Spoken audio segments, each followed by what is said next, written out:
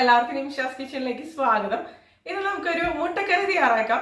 അപ്പോൾ ഇതെന്ന് പറയുന്നത് നല്ല തിക്കായിട്ടുള്ള ഗ്രേവിയോട് കൂടിയിട്ടുള്ള ടേസ്റ്റി ആയിട്ടുള്ളൊരു മുട്ടക്കറിയുടെ റെസിപ്പി തന്നെയാണ് കേട്ടോ. ഇത് നമുക്കിപ്പോൾ ചോറിൻ്റെ കൂടെ ആണെങ്കിലും ചപ്പാത്തിയുടെ കൂടെ ആണെങ്കിലും അപ്പത്തിൻ്റെ കൂടെയൊക്കെ കഴിക്കാവുന്ന നല്ലൊരു അടിപൊളി മുട്ടക്കറിയുടെ റെസിപ്പിയാണ്. അപ്പോൾ നമുക്കിത് എങ്ങനെ ഉണ്ടാക്കണമെന്ന് നോക്കിയാലോ. മുട്ടക്കറി ഉണ്ടാക്കാൻ വേണ്ടിയിട്ട് ചൂടായിട്ടുള്ള ഈ ഒരു കടായിലേക്ക് ഞാൻ വെളിച്ചെണ്ണയാണ് ഒഴിച്ചു കൊടുക്കുന്നത് കേട്ടോ. 2 ടേബിൾ സ്പൂൺ വെളിച്ചെണ്ണ ഒഴിക്കുന്നുണ്ട്. എണ്ണ ഒന്ന് ചൂടായിട്ട് വരുന്ന സമയത്ത് ഞാനിതിലേക്ക് 2 ഏലക്കായ ഇട്ട് കൊടുക്കുന്നുണ്ട്, 2 ഗ്രാമ്പു, ഒരു ഇതുപോലെ 2 ചെറിയ കഷ്ണം കറുകപ്പട്ട,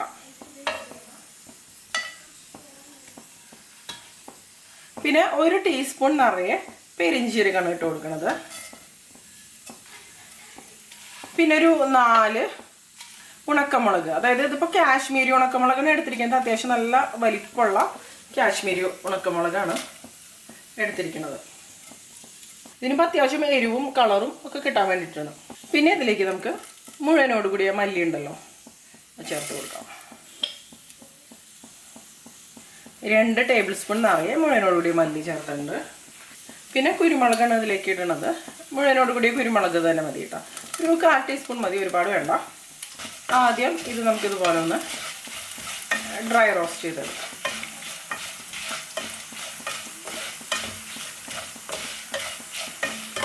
ഇതിപ്പോൾ പെട്ടെന്ന് തന്നെ റെഡി ആയിട്ട് വന്നോളൂ.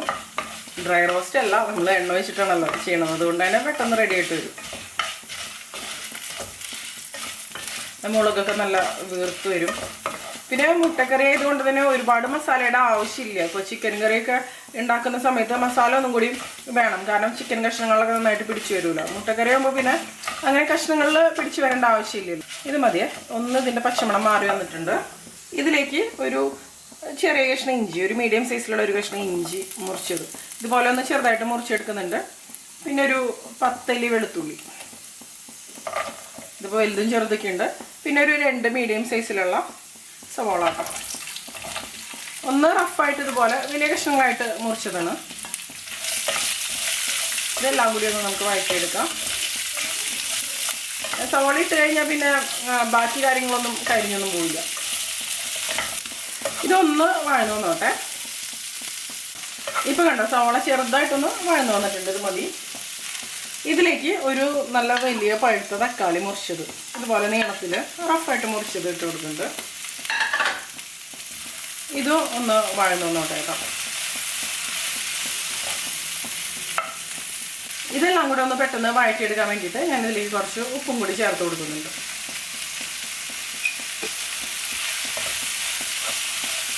ഇങ്ങനെ നമ്മൾ മുഴുവനോട് കൂടിയ മല്ലി അല്ലെങ്കിൽ അതുപോലുള്ള കാര്യങ്ങളൊക്കെ, അതായത് മുഴുവനോട് കൂടി ഗരം മസാല അങ്ങനത്തെ കാര്യങ്ങളൊക്കെ ചേർത്ത് കൊടുക്കുന്ന സമയത്ത് ഈ കറിക്ക് ഒരു പ്രത്യേക ടേസ്റ്റാണ്. ഫ്രഷ് ആയിട്ടുള്ളൊരു നല്ലൊരു ടേസ്റ്റ് തന്നെയായിരിക്കും ഉണ്ടാവും.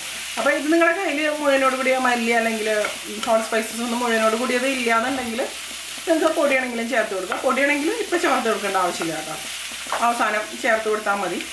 ഇതെല്ലാം കൂടെ നമുക്ക് അരച്ചെടുക്കാൻ വേണ്ടിയിട്ടാണ്. ഇപ്പോൾ കണ്ടോ, ഇത് അത്യാവശ്യം നന്നായിട്ടൊന്ന് വഴന്നു വന്നിട്ടുണ്ട്. ഇത് മതി. ഇതിലേക്ക് ഞാനൊരു 7-8 കാഷ്നട്ടാണ് ഇട്ട് കൊടുക്കുന്നത്.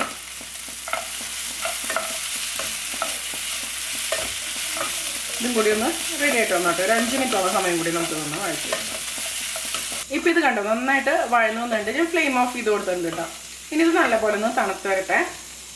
ഇതിപ്പോൾ ആവശ്യത്തിനൊന്ന് നന്നായിട്ട് തണുത്ത് വന്നിട്ടുണ്ട്. ഇത് മതി. ഇത് നമുക്ക് ഈ ഒരു മിക്സിയുടെ ജാറിലേക്ക് ഇട്ടു.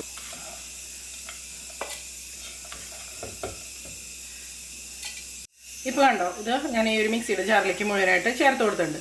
ഇനി ഇതിലേക്ക് കുറച്ച് വെള്ളം ഒഴിച്ചിട്ട് നല്ല പേസ്റ്റ് പോലെ നമുക്ക് അരച്ചെടുക്കാം. ഇനി നമുക്ക് ഈ സെയിം കടായിലേക്ക് തന്നെ ഒരു 1/2 ടേബിൾ സ്പൂൺ അളവിൽ എണ്ണ ഒഴിച്ച് കൊടുക്കാം. അതിനുശേഷം ഒരു 2 തണ്ട് കറിവേപ്പില ഇട്ട് കൊടുക്കുന്നതിലേക്ക്, പിന്നെ ഒരു 1/4 ടീസ്പൂൺ അളവിൽ മഞ്ഞൾപ്പൊടി,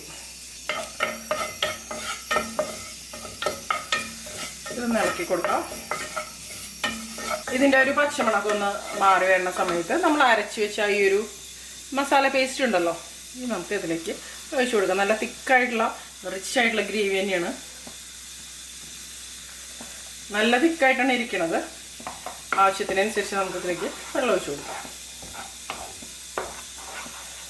ഈ ഒരു സമയത്ത് തന്നെ നമുക്ക് ഗ്രേവിയുടെ ഒരു കൺസിസ്റ്റൻസി അഡ്ജസ്റ്റ് ചെയ്ത് കൊടുക്കാം.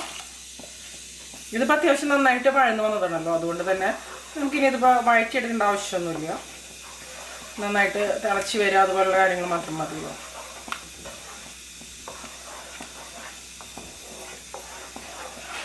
കുറച്ചും കൂടി ആവാറുള്ളൂ, ഒരുപാട് തിക്കായിട്ടില്ല. ഉപ്പിട്ട് കൊടുക്കുക ആവശ്യത്തിന്. ഉപ്പ് കുറവാണ്.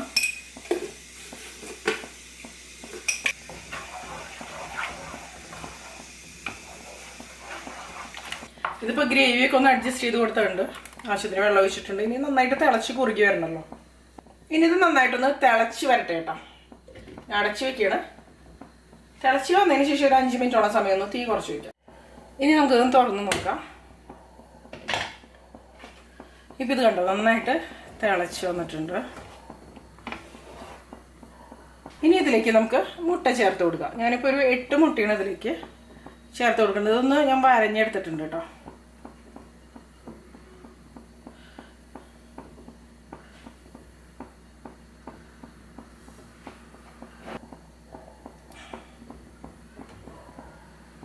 ഇനി അടച്ചു വെച്ചിട്ട് നമുക്ക് തീ കുറച്ചിട്ട് ഒരു 10 മിനിറ്റ് ഇതൊന്ന് കുക്ക് ചെയ്യാം.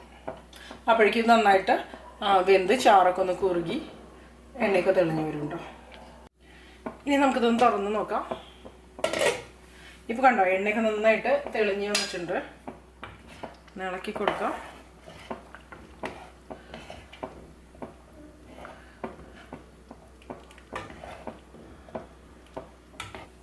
ഇനി ഞാനിതിലേക്ക് ചേർക്കുന്നത് കസൂരി മേത്തി അഥവാ ഉലുവയുടെ ഉണങ്ങിയ ഇലയാണ് കേട്ടോ. ഇതൊന്ന് പാനിലിട്ടിട്ട് ഒന്ന് ചെറുതായിട്ടൊന്ന് ചൂടാക്കിയെടുക്കുക. അപ്പോൾ ഒന്ന് ക്രിസ്പി ആയിട്ട് വരും.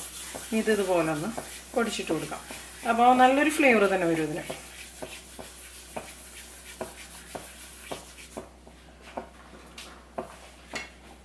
ഇതിലേക്ക് എക്സ്ട്രാ ഗരം മസാലയോ അങ്ങനെയുള്ള കാര്യങ്ങളൊന്നും നമുക്ക് ചേർത്ത് കൊടുക്കേണ്ട ആവശ്യമില്ല.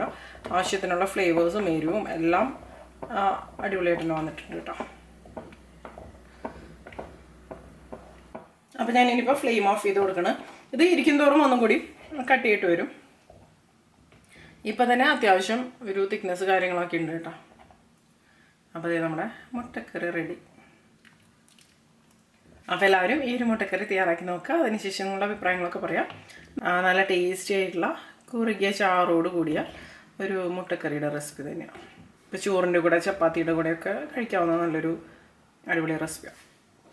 ഈ ഒരു വീഡിയോ നിങ്ങൾക്ക് ഇഷ്ടപ്പെട്ടെന്നുണ്ടെങ്കിൽ തീർച്ചയായിട്ടും വീഡിയോയുടെ താഴെ നിങ്ങളുടെ അഭിപ്രായങ്ങൾ എന്ത് തന്നെയാണെങ്കിലും ഒന്ന് കമൻറ്റ് ചെയ്യാം. അപ്പോൾ ഇതിൽ നല്ലൊരു റെസിപ്പി ആയിട്ട് നമുക്ക് വീണ്ടും കാണാം.